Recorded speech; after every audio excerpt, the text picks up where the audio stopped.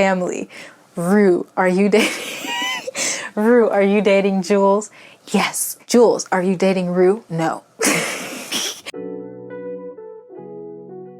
Hello and good morning, Skullies. My name is Savonne Pearson and welcome back to my rules analysis, where I break down the situationship that is Rue and Jules from HBO's hit show Euphoria. Now, if this is your first time seeing me, I'm gonna need you to go back and watch the previous 4 episodes and then come back here and we can continue on with the series. As usual, I'm going to be doing a scene by scene breakdown of this episode. First, we're going to be looking at it from Rue's perspective, then we're going to be looking at it from Jules' perspective, and then of course, we're going to be looking at it from my perspective as the audience. But finally, we're getting a little bit more of Jules' perspective and less of Rue's. Now, with all that being said, let's get straight into the analysis of episode 5, Bonnie and Clyde.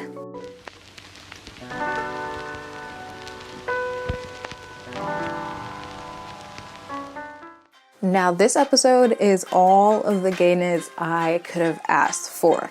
Truly, when I first watched the show, I remember I was cheering because, as you saw in the last episode, Rue and Jules finally kissed and they kind of finally officially crossed that line on both sides of them going from best friends to now into this weird situationship that we're going to get into this episode. But let's be real. This love and happiness lasted for all of 2.5 seconds because this episode is when things start to kind of fall apart between the two quickly. As quickly as it started is as quickly as it ended. Now, let me preface this just by saying when I first watched the series, I was a hardcore Rules fan. You couldn't tell me anything. I thought that Rue and Jules just needed to be together and that was it. I don't care despite their differences, the toxicness of the relationship, I just wanted them to be together. Well, after a few more watches and going through a similar situation, I have come to the conclusion that nah, this is unhealthy, this is trash, and we should not be shipping this at all. And that is basically the reason I made this entire series, because I wanted to talk about these things instead of blindly shipping them because they look cute together. But I am getting a little bit too ahead of myself, so let's get into the episode. So the first time we see Rue this episode, she is, masturbating.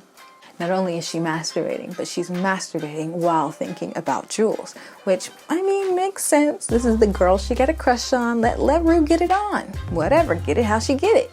But what really stood out to me is what she was saying over in the narration while this scene was playing out. Rue tells the audience that there is nothing in this world better than drugs, except Jules.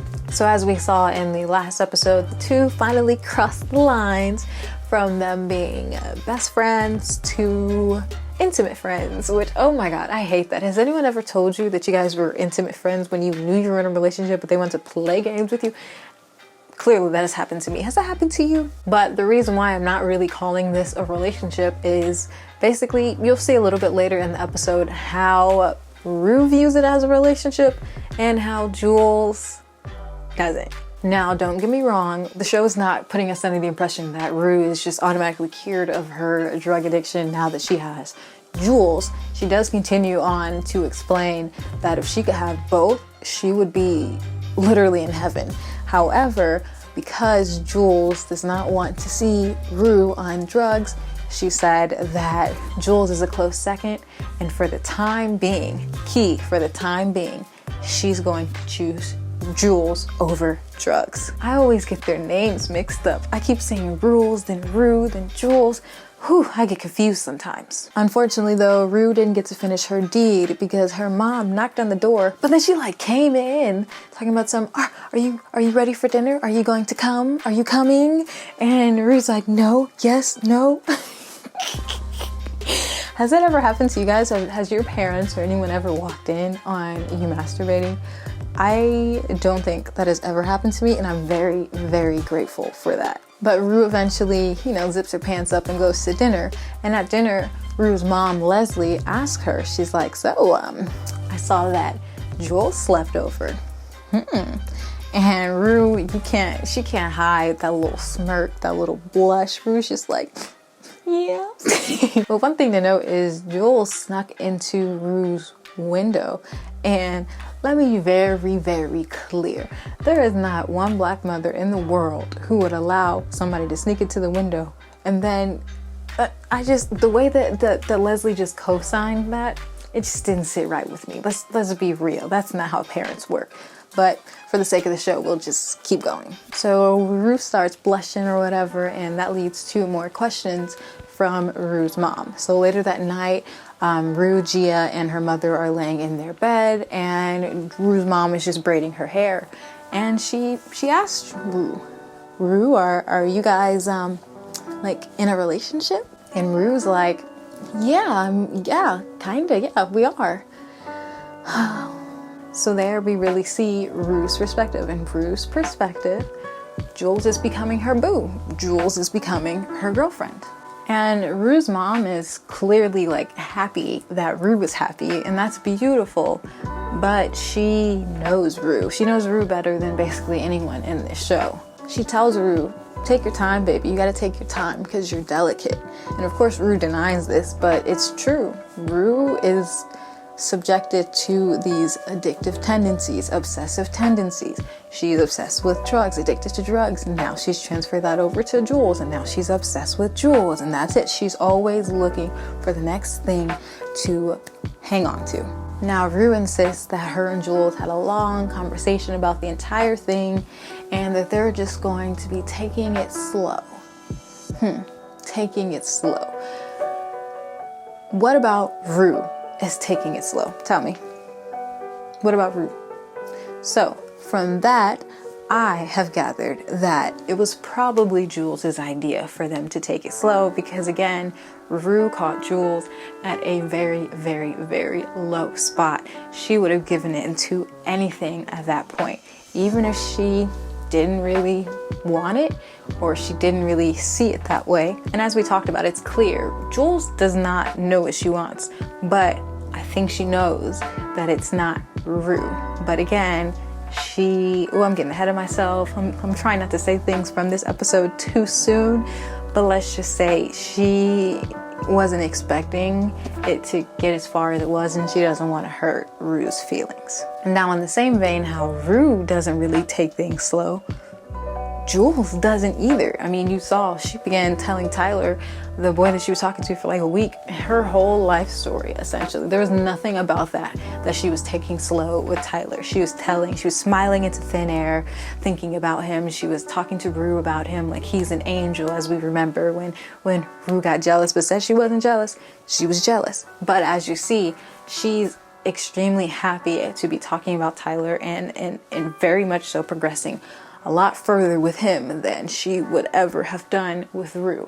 So the idea that now, at this point, she wants to take it slow, I think it's just because she doesn't want to be there. But again, she doesn't want to hurt Rue's feelings, and we'll get into a lot of that more later on into this episode. Now, Rue, I feel like she is just kind of going along with it because she's happy to have crossed that line with Jules. She feels like, wow, Jules is kind of reciprocating, and she'll take anything. Like we said, she'll take any slither of love that Jules will give her. So the fact that Jules is like, okay, we can do this, but let's take it slow. She's like, okay, cool. I'm gonna take it slow. I am slow. I can do this. You know what I'm saying? Where she's kind of just latching on to any little bit of Jules that she could get. But again, she's putting Jules first. I'm sure she didn't want to take it slow, but Jules did. Therefore, she wanted to take it slow. You see? The next scene we see Rue and Jules in. They are getting literally rules tatted right here on their bottom lip, which is crazy because I didn't now that I'm like watching it again, we never like actually talked about this. Even through like whatever happens at the end of the season, why don't we ever like come back to that? Like that's just permanent. Like, okay. But what's most important about that scene is while it's happening in narration, because as we see, Rue basically tells the whole story in this kind of omniscient narration, almost as if she is from the future speaking about it, which kind of goes with a lot of the theories of what happens at the season finale. But again, I'm getting ahead of myself. But essentially, Rue says in narration that she doesn't know what happened with Tyler, and Jules is not telling her. She just knows that it's bad. and she decided not to pry about it. But it's a selfish act in that sense, because things are going so well between her and Jules that if she were to pry about it, things would fall apart. And she selfishly just liked this oblivion bliss that they're both living in that is going to pop at some point. As we see both of these girls love living in this denial period, just like they tried to last episode say they're going to forget about everything that happened and then ended up kissing and ending up together, then blurring the lines further. So again, now they want to live in this oblivion, this bliss of, you know, the real world's not happening and real shit's not happening when it is. But I mean, who could blame Rue? She's finally getting the girl that she wants, so why would she say anything? The next day at school, Rue and Jules both lock eyes with Nate Jacobs' dad, who is just at the school because the little asshole Nate decided to beat his girlfriend, which we hate I said Jacob again. We hate Nate Jacobs, period. After he walks away, that prompts a conversation where Rue starts to pry just a tad bit, but not about Tyler, because she doesn't know about Tyler. What she's prying about is the fact that Jules slept with Nate's dad, which is crazy, like literally crazy. And I think this is really where their oblivion bubble burst right there, because just as Rue is trying to like talk about it in a sense, first she tries to just talk about it normally, and Jules shuts her down. Then she's like, okay, this isn't making Jules comfortable, I'm gonna joke about it. She's like, oh, well, maybe they'll pay you off and blah, blah, blah. But Jules is like shutting her down again. Like, this is not a joke. This is not a joke. This is serious. Because in the back of her brain, she's thinking of what happened with Nate, how Nate threatened her basically to ruin her life if she said anything. And so she's basically telling Rue, like, shut up, don't talk about this, we can't speak about it. But she's not telling Rue why. Jules says, even if you decide to hate me one day, you can never ever tell anybody what happened. And what Rue got from that is, why would I ever hate you? Oh, Rue. But it's clear that Rue is sensing how on edge Jules is about the entire situation. She makes the joke that they could pay her off, blah, blah, blah, and Jules, nah, she gets upset and she walks off. And that's when in narration we hear Rue saying, I don't know why she doesn't trust me. And it's understandable, because if you think about it, Jules don't trust nobody. Jules don't even trust herself. As we saw from the last episode, remember, her mom betrayed her trust. Her psychiatrist betrayed her trust. This Tyler man betrayed her trust. Nate Jacobs, Cal, everybody has betrayed her trust. And the one person who really is there and looking out for her best interest, she can't even trust her, because she thinks everybody's going to fail her, truly. But ultimately, it has nothing to do with Rue. But of course, Rue doesn't know that. She's only thinking, oh my God, what did I do? Why doesn't she trust me? Oh my God, what's gonna happen? Oh my God, I'm gonna relapse on drugs because she doesn't I'm kidding. She's not doing that. But she's really just like, I don't know what's going on, and I just want to make her feel better. When Rue really needs to be focusing on herself, not on Jules and everything Jules has going on. It just has nothing to do with Rue. The show takes us on a trip of basically Rue's sexual history, and the only reason I'm mentioning this is because it is so lesbian. I just had to talk about it. Just tell me if this sounds familiar to you, you little lesbian watching, if you're a lesbian. If you're on my channel, you probably a lesbian. So first, she had her first kiss with a boy just to get it over with. Ding! 1. 2, she pleasured a few boys in middle school, one that she was forced into, and of course, she didn't like it. Ding! 3rd, she lost her virginity to a dude she could literally care less about, just to see what all the hype was about. Spoiler alert, there was no hype. And 4th, let's not forget the classic lesbian experience. She did a practice kissing with her best friend, Lexi. Lesbo. And she was basically explaining her whole sexual history to Jules, in which Jules, the queen of stupid questions, asked her, have you ever been in love? And I just want to wring her little neck. Rue's just looking at her like, She doesn't say anything because it's obvious her first love is sitting right in front of her.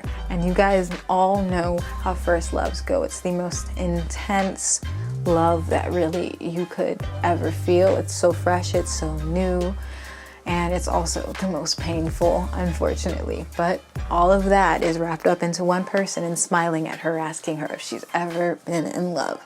Yes, bitch, she has, with you. So later that night, the show takes us to one of Rue's meetings with Ali. Like I said, he's my favorite person in Rue's life right now because he's the only person that tells her the truth. I will stand by that. She needs the harsh truth. He starts to hit her with some hard, real questions that, of course, nobody wants to hear, especially not Rue. Basically, he asks her, what happens in 6 months, in a year, when Jules decides to go to college, when Jules decides that she just wants to stay friends, which is basically everything that Rue doesn't want to hear. Who wants to hear that the person they're in love with will leave them? Nobody. But us as the audience, and I feel like Rue at the back of her mind, we all know how Jules is. She's a free spirit. She doesn't stay in one place too long. She doesn't stay with one person too long. She goes where she wants to go, when she wants to go, and you either get on board with her or you get left. But poor Rue, our baby Rue, she corrects him and she's like, what do you mean when? You mean if, right? If all that happens. And Ali's like, oh, no, baby, no.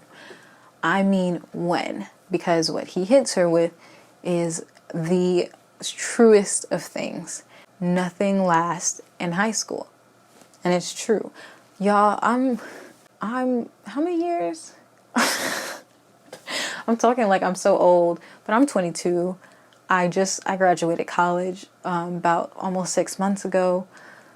I can't even remember high school.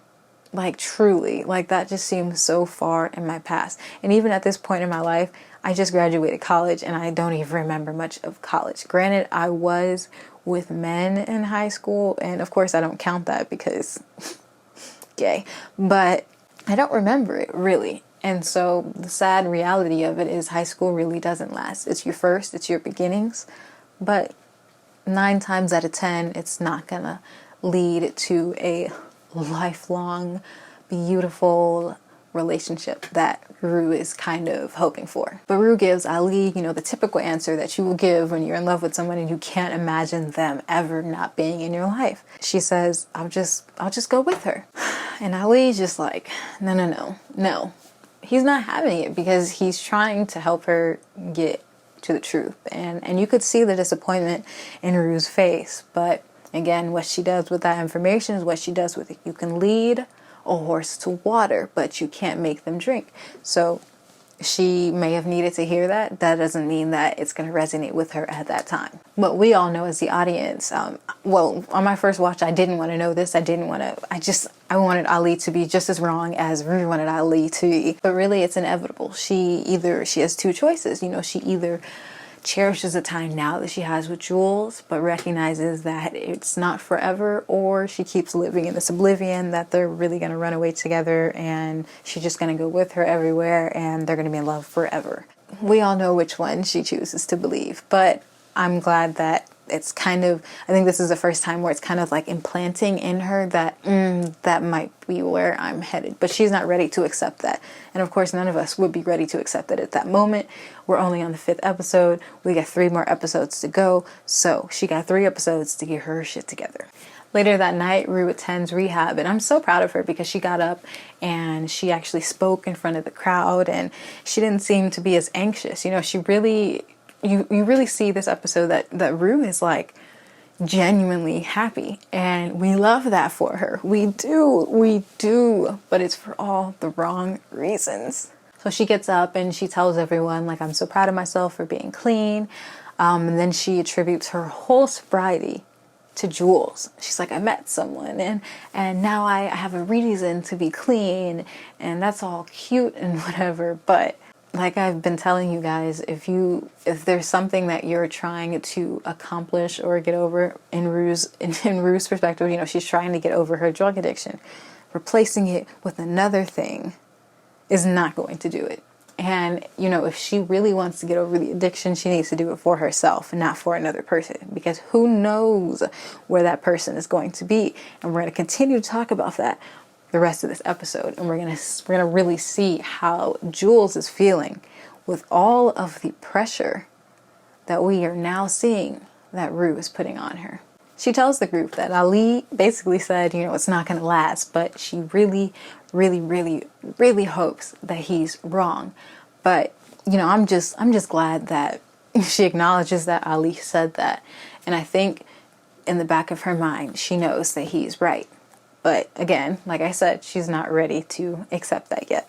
We got 3 more episodes. 3. It's not the time. On the other hand, it is this episode that we finally truly get more insight into how Jules is viewing the relationship, situationship, friendship, whatever the ship. Jules is out to eat with her dad, and her dad, you know, being a dad, brings up her relationship with Rue, and he asks her, you know, is this a friend thing? Are you dating? And Jules just shuts it down completely. I don't want to talk about it. She says, I don't want to talk about it. Does that sound like someone who is interested and excited about her new budding relationship? I mean, think about it. When it was Tyler, she was smiling into space, thinking about how beautiful life is. But now that it's Rue, she doesn't seem to like what's going on there. You can tell she's visibly uncomfortable with it, and it gets progressively worse. And you see, from what we know about her relationship with her and her father is the only one that she's always been honest with. So at this point, you know, she's always felt comfortable talking to him. He even asked her at that point, you know, is Rue still going to meetings? So she felt comfortable enough to tell her dad that she's hanging out with someone who is addicted to drugs. Like, I'm sorry, I would never tell my parents that. Truly, I couldn't tell my parents that, especially at that age. You know, they'd be like, oh no, you gotta, no, we can't hang out with this. That's a bad influence. It's a bad person. But she felt comfortable enough to tell him about Rue's addiction. So right then and there, you know that she's always honest with her dad. And so when he asked her for the last time, are you guys dating? She said flat out, no. And that's how you know that's how Jules is really feeling. Tell me how you really feel. And actually, I saw this meme. I just saw this meme actually a couple hours ago. I'm gonna put it on the screen now. But essentially, it was like, family. Rue, are you dating? Rue, are you dating Jules? Yes. Jules, are you dating Rue? No.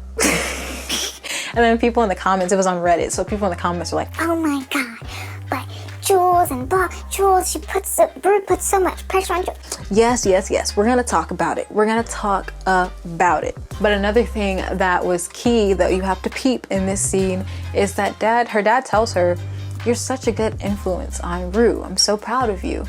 And you could see she starts to kind of shift in her seat. She's visibly uncomfortable by the fact that he just said that.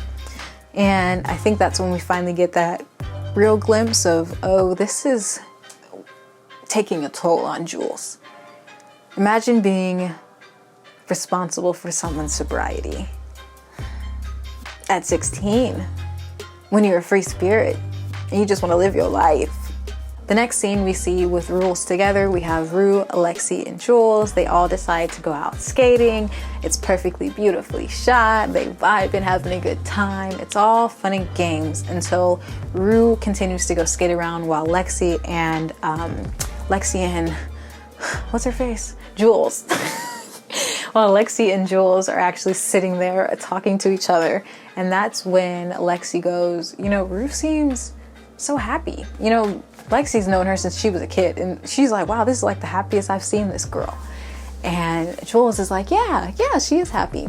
And Lexi hits her with the, you know, it's because of you, right? And Jules is like, I gotta go to the bathroom.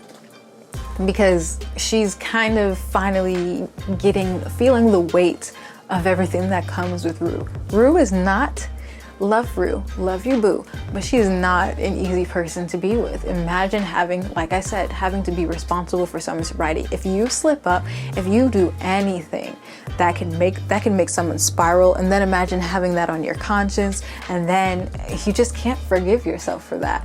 And so now it's almost as if the relationship is completely off balance because it's like Rue is sucking everything in a sense out of Jules. Jules is a free spirit. We know this about her. She likes to feel free and that she can be autonomous and do what she wants and not affect other people.